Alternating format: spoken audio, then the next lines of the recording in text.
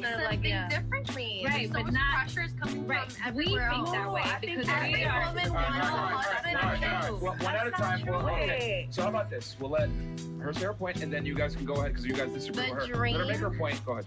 The dream of 2023 is every woman wants a husband and children.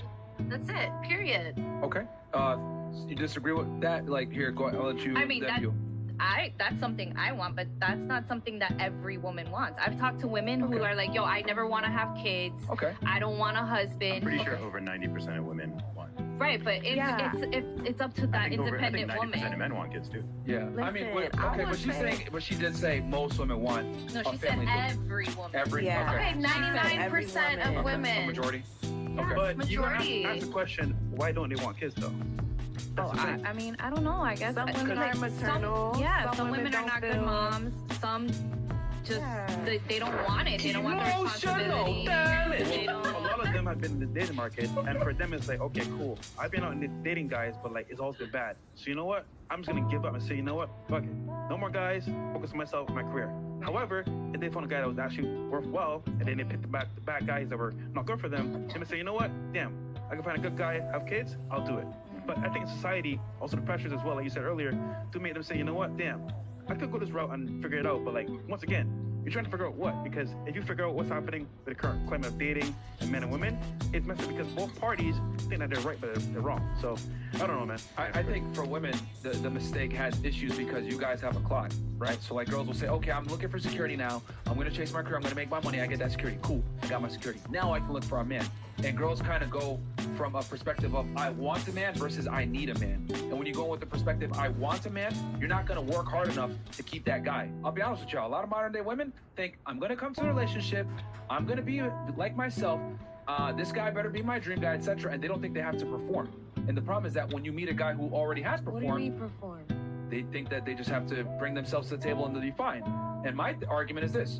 If you meet a man who's already performed and you come in thinking I don't have to perform, well, you're going to be gone. You're going to get kicked to the curb because another girl will perform for him. Right. She might not have the career that you do. She might not career in the boardroom. She might not have the performance in the boardroom or in the college or whatever, but she'll perform where he needs her, which is typically inside the home, maybe outside the business, etc. So my main thing is this.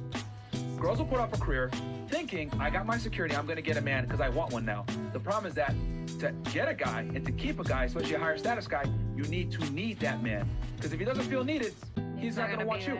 Right. Yeah. I agree with you on that, Myra. And I feel like both parties ought to be seductive, period. Like, seduce your partner, whatever, like romance them, however they want to like feel love. That sounds great on paper, but most women are not going to be bothered to put in the work to actually keep a guy around. And then whose fault can you say that is? That's men's fault. No, that's women's fault. No, that's men's fault. Because why? If you're a man and you want to experience something, how are you not experiencing that? You're an adult. It's your job to make sure you're creating that. You can't force somebody. Yeah, you can't. But that's why you guess what? Have you dated modern women as a guy?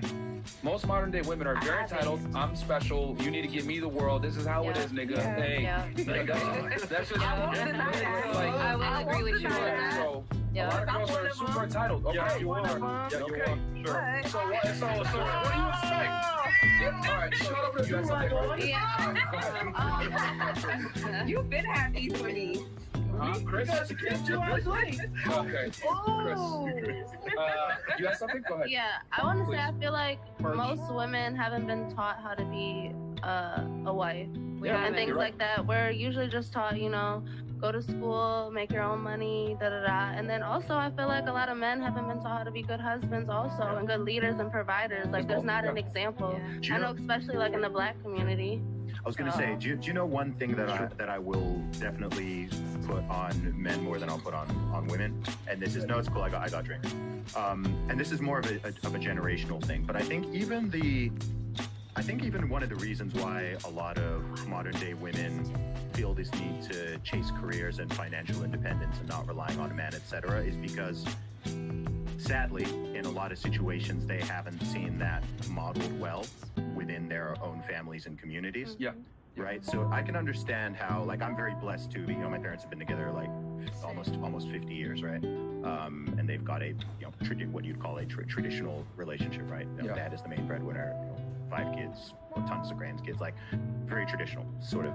But I recognize how if someone came from a situation where their father, for example, let alone other fathers in their community, were bums, or abusive, or not reliable, I can totally see how a woman from that situation would be like, man, I can't put myself in a position where I need to totally rely on a man and submit to a man, because look at these effed up situations all around me from women who made that decision. Agree. So I would say that that's one thing where, on a generational level, right, like our generation of men, when we go on and become fathers, I think that both for our sons and for our daughters, that's something that we have to model well for both of their sake, because as we know, modeling is very important. Most people model what they grew up with, rightly or wrongly, even if they don't know that they're doing it.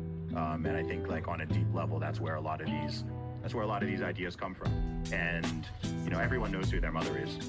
Yep. But they don't know their dad. Millions of people out here who don't know who their fathers are. Yeah. Or if they do, it's very superficial. Yeah. So that's where I'd say that men have created a big L in that regard. Yeah, because there's a void of masculinity. So what ends up happening is the mom has to be the dad and the mom. And the reality is, I'll be honest, most women are terrible parents when it comes to like the most important part of the child's phase, which is like the teenage phase, right? You really need a disciplinarian there. You know what I mean? Because that's the critical moment where they're going to start experimenting with drugs or trying to play hooky from school, or they might do some dumb shit. And that's where the father's got to come in and be honest, like smack them with reality. Because I've always said it, the father is the first line of defense from the state. Yes. Your father will slap you before the police slap cuffs on you, right? And teach you this is the way the world works. There's consequences to your actions, etc.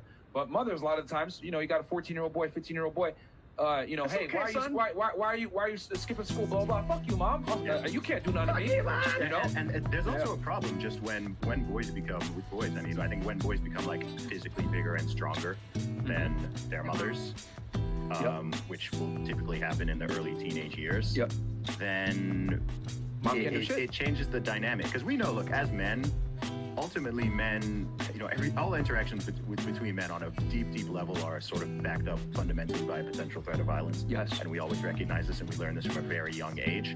So you do learn, like, you just can't, you can't mess with men in a certain way. You can't push people past certain limits. I think female relationships are different in that, they're just different in that regard. There isn't kind of that underlying current of that potentiality. Men understand violence so well. Gay men have way lower domestic violence rates than women do. Lesbian couples have the highest rates of domestic violence versus gay dudes. Yeah, that's correct. True. Way lower. So that goes to show you that women typically don't have a good grasp of violence, like the consequences of violence. Because y'all are so weak. So I think with fathers, and I say this like, I mean, just being honest. Women don't have a good grasp on the consequences of violence. No offense. With a lot of little kids, I mean, what's a young boy who's misbehaving? Like, the biggest threat when the dynamic is proper? Biggest threat his mom can say, your dad. Don't make me tell your father. Yeah. He's like, right? Like, you can push mom around a little bit, whatever. I thought it happened the other way around, though. I'm sure it can. Look, for sure. She's like, I'm a black belt. I do Taekwondo or something. Exceptions can be But yeah, in most cases, that's just what men respond to. That's just how we're wired. Fair enough. Did anyone else have anything? Why do you say women are weak? Because y'all are. Why? No, he's saying we're weaker than men. We're not weak. You know what? Let's do this right now. We have different strengths than you guys. No, arm wrestle. Arm wrestle. Go right now. Are we really getting into it? Are we talking physically or mentally? Physically. Okay, physically, obviously. I'll just keep it. Women are physically inferior to men in almost every regard. Of course. I mean, except for the fact that we can take more pain than y'all.